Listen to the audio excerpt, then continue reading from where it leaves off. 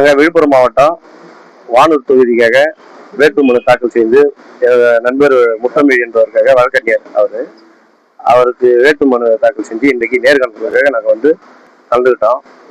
இந்த விழுப்புரம் மாவட்டத்தில் எங்கள் வானூர் தொகுதி பார்த்தீங்கன்னா ஒரு 25 ஆண்டுகளாகவே திமுக அங்கே வெற்றி பெற முடியவில்லை. ஆனால் போன முறை வெற்றிகரமாக திமுகவுக்கு நல்ல பிரகாசமான வாய்ப்பு இருந்துச்சு. ஆனாலும் அந்த தொகுதியை கூட்டணி கட்சின்றதுக்காக விடுதலை சிறுத்தைகள் கட்சிக்காக ஒதுக்கிட்டாங்க. ஆனால் இந்த முறை வெற்றி வாய்ப்பு பிரகாசமா இருக்குது. ஏன்னா தமிழக முதல்வர் மக்களுக்கான பணித்திட்டங்கள், இந்த செயல் திட்டங்கள் அனைத்தையும் சிறப்பாக செஞ்சு முடிச்சிருக்காங்க. அது பாமர மக்களுக்கு மற்றும் படித்த இளைஞர்களுக்கும், பெண்களுக்கும், மாணவர்களுக்கும் கல்வி, வேலைவாய்ப்பு அனைத்திலுமே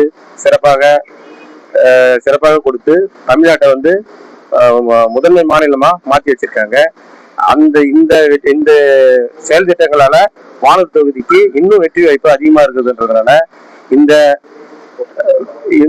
தொகுதியை பொறுத்தளவுக்கு இப்போ திமுகவுக்கு கொடுத்தா நல்லா இருக்கும். அது பொதுமக்கள் அனைவரும் எதிர்பார்க்கிறாங்க. கொடுத்தா கண்டிப்பா வெற்றி பெறும். நான் விழுப்புரம் மாவட்டம் வானூர் வட்டம் வழக்கறிஞர் பெரியசாமி வானூர் தொகுதியிலிருந்து பேசுறேங்க. சார், நான் விழுப்புரம் மாவட்டம் வானூர் மத்திய மாவட்டத்திலிருந்து பேசுறேன் சார்.